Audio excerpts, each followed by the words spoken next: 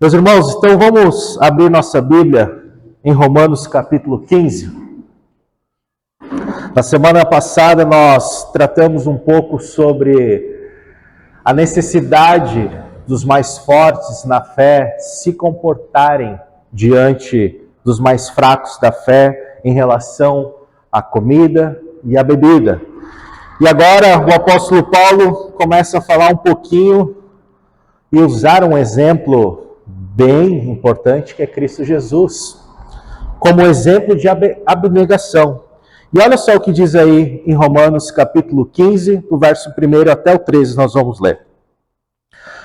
Nós, que somos fortes, temos o dever de suportar as fraquezas dos fracos, em vez de agradar a nós mesmos. Portanto, cada um de nós deve agradar o próximo, visando o que é bom para a edificação dele. Porque também Cristo não agradou a si mesmo, mas como está escrito, as ofensas dos que te ofendiam caíram sobre mim. Porque tudo que foi escrito no passado foi escrito para a nossa instrução, para que tenhamos esperança, por meio da perseverança e do ânimo que provém das Escrituras. Que o Deus da perseverança e do ânimo vos dê mesmo o modo de pensar entre vós, segundo Cristo Jesus, para que, unânimes em uma só voz, glorifique a Deus Pai, nosso Senhor Jesus Cristo. Portanto, acolhei-vos uns aos outros, como também Cristo nos acolheu, para a glória de Deus. Portanto, acolhei-vos uns aos outros, como também Cristo nos acolheu, para a glória de Deus. Afirmo que Cristo se tornou servo da circuncisão por causa da fidelidade de Deus, para confirmar as promessas feitas aos patriarcas, e para que os gentios glorificassem a Deus pela sua misericórdia, como está escrito: portanto, eu te louvarei entre os gentios e cantarei hinos ao teu nome. E diz ainda: alegrai-vos, gentios, juntamente com o povo. E ainda: louvai ao Senhor todos os gentios, louvai-no todos os povos. E outra vez Isaías também diz: surgirá a raiz de Jessé, aquele que se levantará para reger os gentios, nele os gentios colocarão a esperança. Que o Deus da esperança vos encha de toda alegria e paz na vossa fé, para que transbordeis na esperança pelo poder do Espírito Santo. Amém, meus irmãos? Vamos mais uma vez a Deus em oração? Senhor, nós estamos diante do nosso alimento, que é a Tua Palavra. O nosso sustento é a Tua Palavra, a nossa esperança é a Tua Palavra, Cristo é a nossa esperança. Mas sabemos que daqui, Senhor, Senhor, posto à mesa o nosso alimento espiritual, e nós queremos nessa manhã partilhar disso, Senhor. Nós queremos ser alimentados, e a minha oração é que o Senhor me use para a Tua glória somente, e que meus irmãos, Pai, possam estar espiritualmente atentos, Pai, à Tua palavra nessa manhã. E principalmente, Pai, que o Teu nome seja glorificado em nosso meio. Em nome de Jesus. Meus irmãos, essa mensagem tem como uma continuação da mensagem da semana passada, mas quero deixar aqui um subtítulo: imite a Cristo, pense nos outros mais do que em você. Imite a Cristo, pense nos outros mais do que em você. Nós sabemos que nós somos tentados a satisfazer a nós mesmos. Nós sabemos disso. Quanto a lei nos ensina a amar o nosso próximo como a ti mesmo, normalmente a gente prefere amar nós mesmos e talvez depois amar o próximo se eu tiver intimidade com ele ainda. Mas se eu não tiver, eu já tenho dificuldade. Mas é interessante que aqui Paulo nos coloca Cristo como exemplo para amar os nossos irmãos mais fracos na fé. Imite a Cristo, pense nos outros mais do que em você.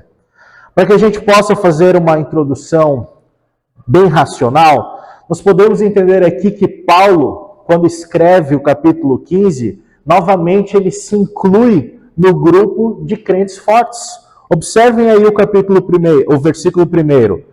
Nós que somos fortes, ou seja, o apóstolo Paulo se considera um crente forte em relação ao que ele falou no capítulo 14. Então ele se inclui no grupo dos crentes fortes para não se gabar, e há uma coisa importante aqui, mas para exortar os crentes fortes e imitar a Cristo Jesus. E como os crentes fortes podem ser imitadores de Cristo? E aqui vai algumas orientações acerca do Evangelho. Em primeiro lugar, meus irmãos, o que o apóstolo nos ensina? Agradar os irmãos e não a si mesmo. Que tarefa difícil. Agradar os meus irmãos e não a mim mesmo. Meus irmãos, nós sabemos quanto cristão que o amor, amar o irmão, ele não é egocentro. Ele não é, mas ele é o outro no centro. O amor não visa os próprios interesses, mas busca o interesse dos irmãos. Como Paulo diz aqui, ora, nós que somos fortes devemos suportar as debilidades dos fracos e não agradar a nós mesmos. E ainda, portanto, cada um de nós agrade ao próximo no que é bom para edificação, porque também Cristo não se agradou a si mesmo. Antes, como está escrito, as injúrias dos que te ultrajavam caíram sobre mim. Ou seja, Paulo nos coloca Cristo como exemplo no sentido de amar e suportar o meu irmão. E aqui, inicialmente, a gente pode destacar algumas verdades. E eu quero falar, meus irmãos, que nós, como cristãos, devemos agradar os irmãos e não a nós mesmos. O conhecimento e a maturidade espiritual dos crentes fortes não deve levar à arrogância. Não deve levar à arrogância e nem ao desprezo daqueles mais fracos.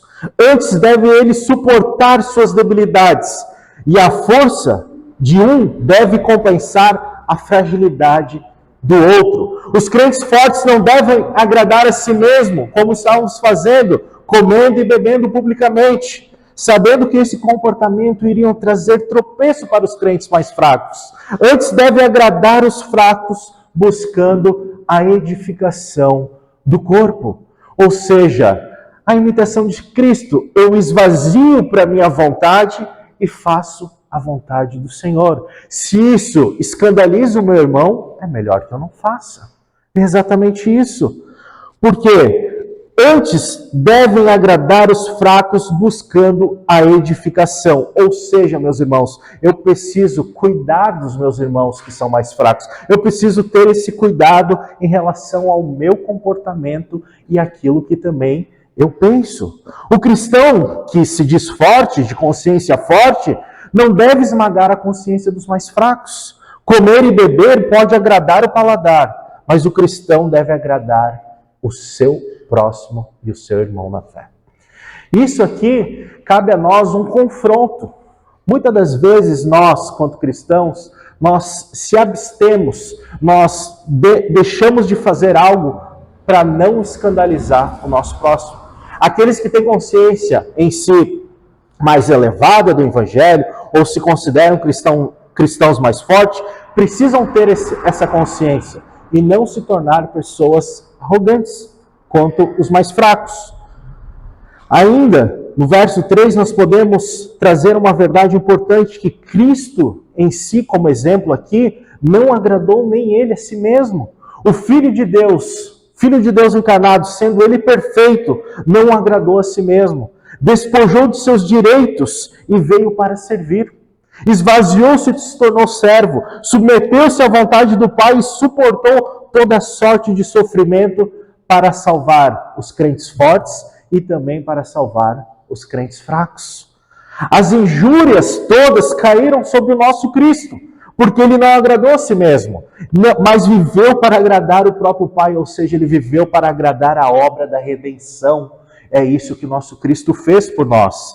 Se o objetivo da vida de Cristo tivesse sido agradar a si mesmo, ele teria escapado da vergonha da cruz. Ele poderia, ele era o Deus, mas ele não escapou porque ele se esvaziou para trazer o perdão e graça sobre nós. E é exatamente isso que Paulo nos ensina. Ele poderia ter escapado, mas não, ele viveu para agradar a Deus, para servir a Deus e fazer a sua vontade, salvar os homens das injúrias que todos em si passaram por causa de Cristo. Ou seja, meus irmãos, o apóstolo Paulo nos deixa claro como o exemplo de Cristo Jesus deve ser para nós cristãos. As Escrituras foram dadas para o ensino. Acompanhe comigo o verso 4. Porque tudo que foi escrito no passado foi escrito para nossa instrução, para que tenhamos esperança no meio da perseverança e do ânimo que provém das Escrituras. Meus irmãos, temos tanto testemunho das Escrituras como o exemplo de Cristo. Pela paciência e consolação das Escrituras, nós devemos ter esperança e viver não de uma forma egoísta, arrogante, jamais, mas de uma forma humilde e até mesmo altruísta. As verdades das Escrituras têm uma intenção atual. Seu valor é abrangente, seu enfoque é cristológico, seu propósito é prático e sua mensagem é divina. E é exatamente isso que nós, cristãos, que gostamos de falar do sola scriptura, nós gostamos de elevar e relembrar a importância e a finalidade da palavra de Deus, nós podemos lembrar o quão abrangente ela é, o quão cristológico ela deve ser, e até mesmo quão prático ela é em si, uma mensagem divina para nós. E ainda nesse raciocínio que Paulo nos traz aqui, nós como cristãos devemos adorar a Deus em espírito de unidade. Olha só o que diz adiante. Ora, o Deus da paciência e da consolação vos conceda o mesmo sentir de uns para com os outros, segundo Cristo Jesus, para que concorde e uma só voz glorifique a Deus Pai do nosso Senhor Jesus Cristo. Olha só, a unidade que Paulo ressalta aqui de sentimento é uma dádiva de Deus e não uma aptidão natural. O mesmo sentir de uns para com os outros só pode ser experimentado no âmbito de nossa relação com Cristo Jesus. Meus irmãos, se nós observarmos no nosso meio, nós temos pessoas diferentes. Ninguém é igual a um outro, não é verdade? Nem mesmo quando nós casamos, nós não casamos com uma pessoa igual a gente, igual ao nosso gosto, nosso jeito, a nossa maneira, não é verdade? As pessoas são diferentes uns dos outros. E aqui a igreja é o reflexo disso. Deus salva pessoas diferentes uns dos outros, culturas diferentes, manias diferentes, jeitos diferentes. E exatamente o que nos une para sentarmos juntos num domingo para cultuar a Deus é Cristo Jesus.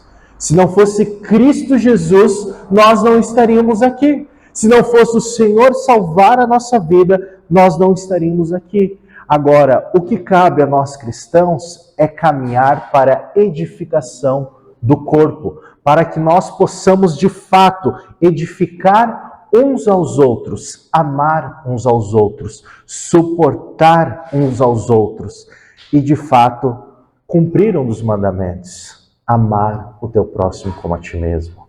E sabemos que isso é difícil, sabemos que é difícil, mas esse é um dever nós quanto cristãos. E quando nós caímos em uns pensamentos, nossa, como eu vou fazer isso? Se lembre de Cristo como exemplo. Ele em si, tendo todo o poder, se esvaziou de tudo que ele poderia fazer para assim pensar em nós. E é exatamente por isso que nós estamos aqui. Nós glorificamos a Deus não com disputas e batalhas internas na igreja, ferindo a comunhão, julgando ou desprezando os irmãos. O culto que agrada e glorifica a Deus é aquele que parte do coração, unidos pelo mesmo propósito e pelo mesmo sentimento. Como diz Salmo 133, capítulo 1. Pode colocar para nós Salmo 133, capítulo 1. Como é bom e agradável que os irmãos vivam em união. E é verdade. Não seria terrível se o corpo, se a igreja, se nós vivêssemos em desacordo, julgando um outro, desprezando os outros? Mas não. O que Paulo nos alerta aqui é para que a nossa edificação seja um propósito único, que é Cristo Jesus e o mesmo sentimento. Nós estamos aqui para glorificar ao Senhor. Como diz também, abra para nós aí, Gustavo, Atos 2, capítulo 42 ao 46, que nos vai relatar o início de como surgiu, como começou a caminhar a igreja. Olha só, eles se dedicavam ao ensino dos apóstolos e à comunhão ao partir do pão e as orações. Todos estavam cheios de temor e muitas maravilhas e sinais eram feitos pelos apóstolos. Os que criam mantinham-se unidos e tinham tudo em comum. Vendendo suas propriedades e bem, distribuíam a cada um conforme a sua necessidade. Todos os dias continuavam a reunir-se no pátio do templo, partiram o pão em casas juntos e praticavam as refeições com alegria e sinceridade de coração. Olha só, meus irmãos, era assim que começou a igreja. Nós estamos em um plantio. Nós devemos nos espelhar nesse exemplo. Nós devemos cuidar dos nossos irmãos para edificação. Eu preciso amar o meu irmão. Eu preciso cuidar do meu irmão. Eu preciso ter relacionamento com o meu irmão. Isso glorifica o nosso Senhor. Nós vivemos no sul, numa região sulista, onde que falei hoje pela manhã novamente, onde que a nossa cultura em si, enraizada pelas nossas tradições, são de pessoas mais fechadas para relacionamentos. Eu demoro para confiar em alguém. Eu demoro para me abrir em alguém. Eu demoro para ter relacionamento com alguém. Agora eu quero te lembrar, se você é um cristão, o Evangelho deve destruir a tua cultura. Porque você não pertence mais a esse mundo. Você pertence a Jesus, ao reino do Senhor. Então a minha cultura deve ser Cristo. Eu preciso imitar a Cristo. As minhas atitudes devem ser iguais a de Cristo. A nossa oração é que nós sejamos imagem e semelhança de Cristo. Como eu vou deixar uma cultura e um jeito e uma mania ser maior do que o poder do Evangelho? O poder do Evangelho tem poder para destruir isso. Mas nós precisamos estar o quê? Submissos à vontade de Deus, sujeitos ao Evangelho e não acima do Evangelho. Nós precisamos estar sujeitos à vontade do nosso Senhor. Aí sim, caminharemos com o mesmo sentimento, com o mesmo propósito e a alegria nós vamos partilhar. Vai ser natural, vai ter bênçãos, sinais, alegrias, curas. Enfim, Deus faz a obra. E nós precisamos, primeiramente, estarmos sujeitos a esse estilo de vida. Exatamente, vivemos de acordo com o Evangelho de Cristo. Ainda, meus irmãos, olhando para o verso 7, nós podemos perceber exatamente assim. Portanto, acolhei-vos uns aos outros, como também Cristo nos acolheu para a glória de Deus. Acolhei uns aos outros como Cristo nos acolheu. Meus irmãos, nós sabemos quem nós éramos, né? Pecadores, ainda somos, lógico, estamos nessa carne, mas agora nós pertencemos ao reino dos céus. Nós temos já uma identidade espiritual. E eu gosto de lembrar disso, de que a partir do momento que você se torna um cristão, um salvo em Cristo Jesus, Deus não te olha mais como um pecador, mas Ele te olha como alguém santo. Olha só que incrível. E Cristo nos acolheu. E nós sabemos que nós não merecíamos essa graça, nós não merecíamos esse amor. Mas Paulo aqui nos dá uma ordem e apresenta um modelo e estabelece uma motivação. Devemos acolher uns aos outros da mesma forma que Cristo te acolheu. E agora eu te faço uma pergunta. Como Cristo te acolheu? Foi te rejeitando? Foi dizendo, eu não vou te perdoar? Foi te dizendo, faça isso que talvez eu te abençoe? Cumpre tais requisitos que você vai ter a minha graça? Não, Ele não fez isso. Ele fez por graça e misericórdia. E como eu vou tratar o meu irmão segundo o exemplo de Cristo? É seguindo o que Paulo está falando. é não agindo com arrogância, é agindo com amor, é dando de fato esse exemplo, como Paulo aqui dá essa ordem, estabelece uma motivação, e é exatamente como nós temos que fazer, da mesma forma Cristo nos acolheu, e a gente precisa fazer isso para a glória de Deus. Se o exemplo de Cristo é o nosso modelo, a glória de Deus deve ser nossa motivação. Se esse exemplo de Cristo é o modelo que nós devemos viver, a glória de Deus é a nossa motivação. Agora, olha que alegria nós termos atitudes, comportamentos para a glória de Deus. Às vezes alguns me perguntam, como é viver para a glória de Deus? Você tratar bem o teu irmão como Cristo te tratou, é para a glória de Deus.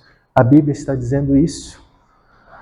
Ainda caminhando, meus irmãos, do verso 8 ao 13, a gente observa aqui que Paulo conclui a carta de uma forma extraordinária, mostrando que devemos acolher uns aos outros na igreja, porque o Senhor é o cabeça da igreja e se tornou servo para salvar tanto os judeus quanto os gentios. Vamos ler novamente essa parte? Do verso 8 em diante. Digo, pois, que Cristo, constituído ministro da circuncisão em prol da verdade de Deus, para confirmar as promessas feitas aos vossos pais, para que os gentios glorifiquem a Deus por causa de sua misericórdia. Como está escrito, por isso te glorificarei entre os gentios e cantarei louvores ao teu nome. E também diz, alegrai-vos aos gentios com o seu povo, e ainda louvai ao Senhor, vós todos gentios, e todos os que louvem. Também Isaías diz, haverá a raiz de Jessé, aquele que se levanta para governar os gentios. Nele os gentios esperarão, e o Deus da salvação vos encha de todo gozo e paz no vosso crer, para que sejais ricos de esperança no poder do Espírito Santo.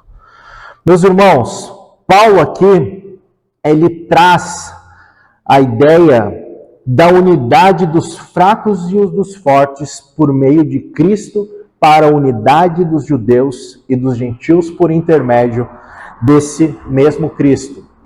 Os irmãos que acompanharam as mensagens anteriores sabem da divisão entre os gentios e os judeus.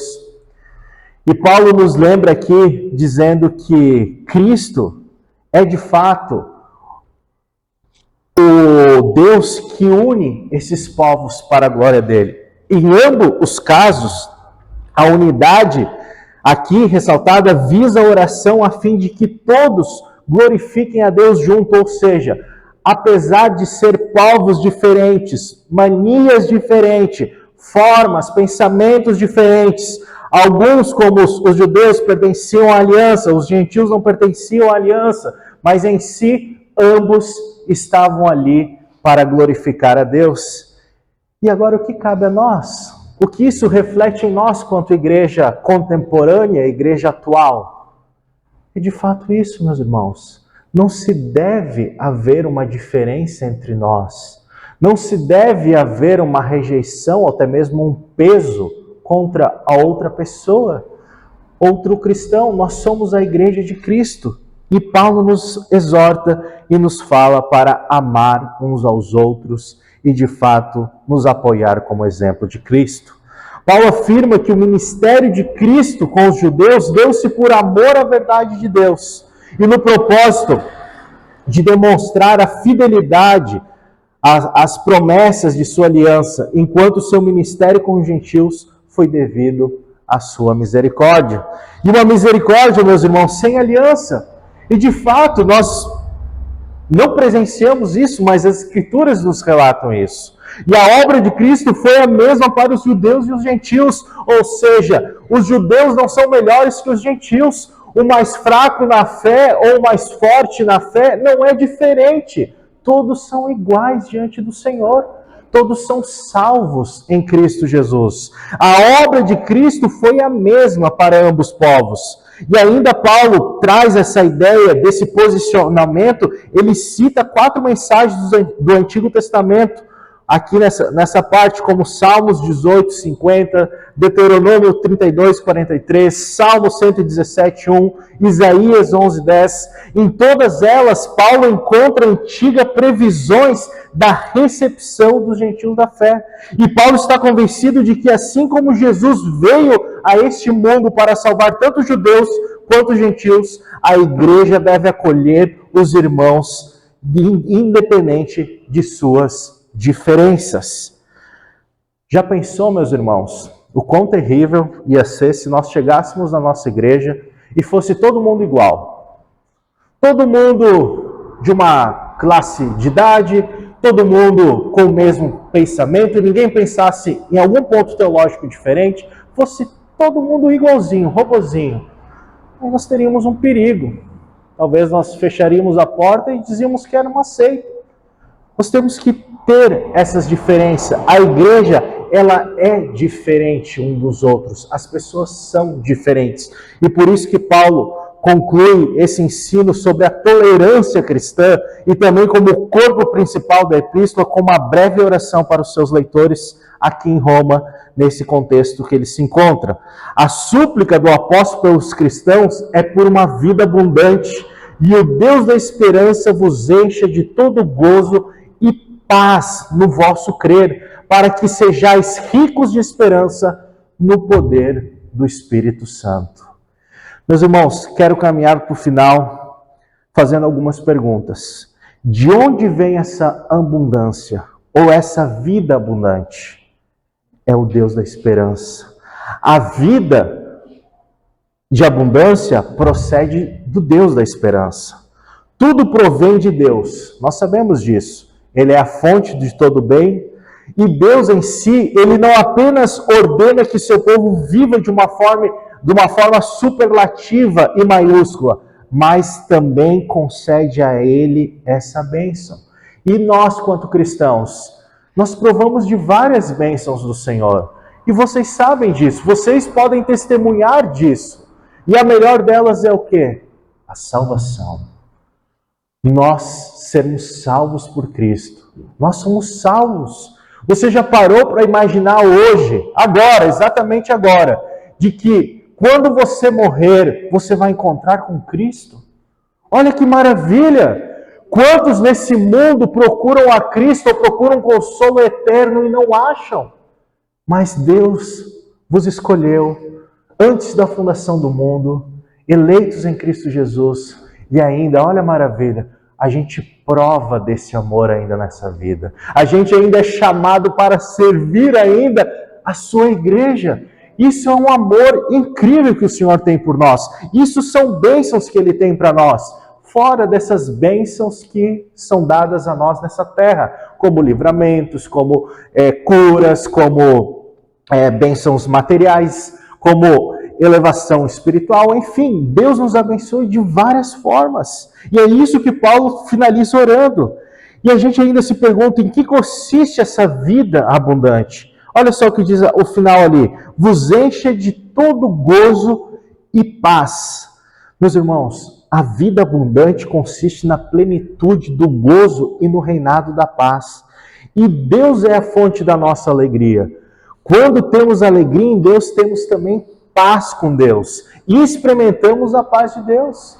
E de fato é assim em nós. Quando nós temos relacionamento com Deus, nós podemos provar dessa paz. Quando você tem intimidade com Deus, quando você ora a Deus, quando você vive de fato o Evangelho, você experimenta essa paz. E isso é maravilhoso. Porque vamos pensar aqui na realidade atual. Uma das piores doenças que se acontece hoje é a depressão. Não é verdade? Pessoas não têm paz com si mesmo, elas têm dificuldade, e o cristão também pode passar por momentos assim. Mas olha só, meus irmãos, quanta paz de Deus nós temos provado em nossa vida, também mental e espiritual. Olha que alegria quando você chega diante do trono da graça de Deus e Deus ouve as suas orações.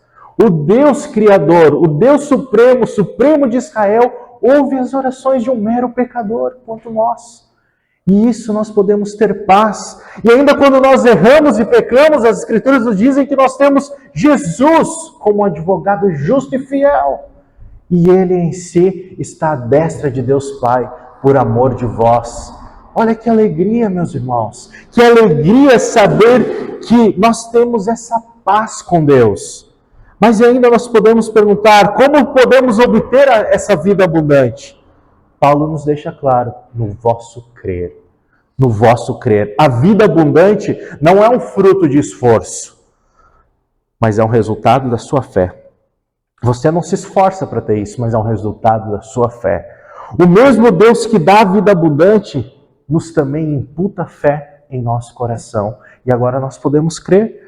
Crer para possuí-lo, tanto o fim quanto o meio das dádivas de Deus. Ou seja, a fé produz em mim a salvação, a certeza da minha salvação, e ainda eu consigo provar de todas as dádivas do Senhor nessa terra. Mas ainda a gente podia perguntar, por que devemos possuir essa vida abundante? Olha só o que Paulo diz ali no final. Para que sejais ricos de esperança. O que haveremos de ser na glória deve instruir-nos quanto o que devemos ser aqui agora. O céu ensina a terra. A igreja triunfante deve ser a pedagogia da igreja militante. As riquezas que o povo de Deus deve buscar com extremo zelo não são ouro e prata, mas riquezas espirituais. Devemos ser ricos de esperança, como o apóstolo diz. Nossa pátria, meus irmãos, está nos céus. Nossa herança está no céu. O nosso Senhor virá do céu e nós iremos para o céu. É para lá que nós iremos. Por isso que nós podemos, de fato, pensar nessa vida abundante para estarmos alimentados a nossa esperança. Quem não tem, quanto cristão, a esperança de encontrar o nosso Senhor? Qual vai ser a nossa maior alegria? É encontrar o Senhor. Não haverá mais choro, rancor, ódio, nada. Nós teremos paz com Deus, teremos essa esperança de fato concluída e vamos viver a vida com o nosso Senhor. Mas alguns ainda podem perguntar, como podemos viver a vida abundante? Paulo nos responde, no poder do Espírito Santo. A vida abundante, meus irmãos, não resulta no esforço da carne, mas no poder do Espírito. Porque nada vem da nossa força para que ninguém se glorie. Ninguém se glorie. Vem pela fé, vem pelo Espírito. A vida abundante não é um troféu que conquistamos, mas é um dom que recebemos. Essa dádiva não procede da terra, não é dada por alguém, não é um ser humano que transporta para outro, não é um pano ungido por um falso apóstolo, não é um copo de água tomado por alguém. Isso vem de Deus, isso vem dos céus. Isso vem para nós, quanto filhos de Deus, eleitos e escolhidos por Ele. Isso não vem de uma árvore genealógica, ou porque meu pai era crente, minha mãe eu recebi. Isso não, meus irmãos. Não vem, isso vem pelo poder do Espírito Santo. Isso é graça de Deus sobre nós. Isso é graça, e essa dádiva não procede daqui, não procede dos homens, mas do próprio Espírito Santo de Deus. Você já parou para pensar que o Espírito Santo de Deus entrou em seu ser e transformou teu coração de pedra? Exatamente isso. Agora nós vivemos nessa esperança, no poder do Espírito, e somos ricos de esperança, porque muitos são pobres de esperanças. Muitos não têm perspectiva do final das suas vidas. Estão perdidos, estão desesperados, mas nós, quanto cristãos, pela graça divina, nós temos essa rica esperança concretizada, porque o nosso Senhor virá e vai buscar a sua igreja. Amém?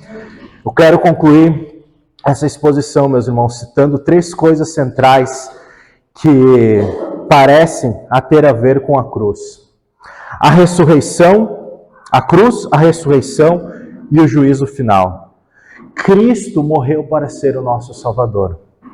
Cristo ressuscitou dentre os mortos para ser o nosso Senhor. E Cristo voltará para ser o nosso juiz. Sola Deo glória, sola Christus. Olha só que bênção. Cristo morreu para ser o nosso Salvador. Cristo ressuscitou para ser o nosso Senhor. Cristo virá para ser o nosso juiz. Ele morreu, ressuscitou e ele voltará. Essas gloriosas verdades, meus irmãos, além de constituir a essência do nosso culto, deve influenciar a nossa conduta quanto cristão. E é exatamente isso que o apóstolo Paulo nos traz aqui nesse capítulo. Ele nos lembra de como deve ser a nossa conduta como cristão, como eu devo me comportar. E a gente descobriu como é, agindo segundo Cristo Jesus. Nós temos ricas esperanças, nós somos abençoados por Deus. Como costumamos falar, Navegantes, uma cidade de 90 mil habitantes. Quantas pessoas desses 90 mil habitantes são verdadeiramente cristãos? São realmente praticantes do Evangelho? E olha só, por graça e misericórdia, o Senhor alcançou os nossos corações. E nós podemos partilhar dessa fé, unidos em um propósito, em um só Espírito, para ter um culto racional e também para agirmos de uma forma que glorifique a Deus. Amém? Eu quero orar com você e queria que você se colocasse em pé, se possível.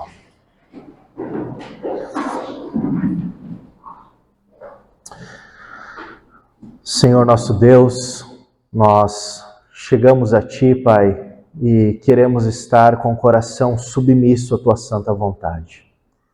Nós podemos perceber, Pai, que o Teu Evangelho, a verdade que Paulo nos mostra aqui, é uma verdade, Pai, que nós precisamos ser não somente ouvintes, mas praticantes. Sabemos, Pai, que ao sair daqui vamos ser tentados por nós mesmos, Senhor. Mas nós queremos, Pai, nos lembrar dessa verdade. A nossa oração, Pai, é que nós sejamos imagem e semelhança de Cristo. Que as nossas atitudes refletem Cristo. Que as nossas ações, pensamentos refletem Cristo, Pai. Continue nos moldando, Senhor, a Tua imagem. Continue transformando o nosso coração para que possamos, de fato, sermos, Senhor, cada dia mais, Pai, coerentes àquilo que cremos. Ser praticantes e não somente ouvintes. Nos livre, Senhor, de ser um homem, uma mulher que adora ao Senhor, mas o coração esteja longe. Nos livre de uma vida espiritual medíocre. Mas, Senhor, nos insere cada vez mais dentro da Tua vontade. Nos chama cada vez mais para perto para vivermos aquilo que o Senhor quer em nossas vidas. Nos une quanto igreja, nos agracia cada vez mais com as Tuas bondades divinas, para que o Teu nome seja exaltado, o Teu reino seja avançado, para a glória do Teu Filho Jesus, o nosso Salvador. Nós Te louvamos por Tua graça nessa manhã, Te louvamos porque o Senhor nos despertou para virmos à Tua casa e adorar o Teu santo nome. Louvado seja o Senhor. Obrigado, Senhor, porque o Senhor tem sido tão bom com nós e tem nos agraciado com a Tua mão poderosa. E a nossa oração é que o Senhor continue a realizar a Tua boa obra em nossa vida até o dia de Cristo Jesus, Pai. Nós Te louvamos em nome de Jesus. Amém e amém. Bem, meus irmãos, quero só relembrar, antes de encerrarmos as nossas atividades durante a semana, no próximo domingo temos a Escola Bíblica, às 9 horas da manhã. Estamos estudando a Confissão de Fé de 1689. No domingo, novamente, a celebração às 10 horas da manhã. Na terça-feira, a reunião de mulheres, que é comunicado ali via WhatsApp. E na quinta-feira, reunião de oração aqui na igreja. É um momento que a gente tira para orar um pelos outros e também para aprender um pouco mais da palavra do Senhor. É um momento muito importante às quintas-feiras, meus irmãos, onde que a gente, de fato, tira um tempo para sentarmos um com os outros, confessar alguns pecados, pedir ajuda, contar bênçãos, contar alegrias e dividir a nossa vida cristã um com o outro. É um momento muito importante, então eu te convido para quinta-feira estar aqui com a gente para poder partilhar de um momento tão agradável. Amém? E a reunião dos homens, como foi feita essa semana, será na próxima sexta-feira. Amém? Que Deus vos abençoe, meus irmãos. Uma alegria poder estarmos juntos cultuando a Deus. Um ótimo domingo a todos. Amém?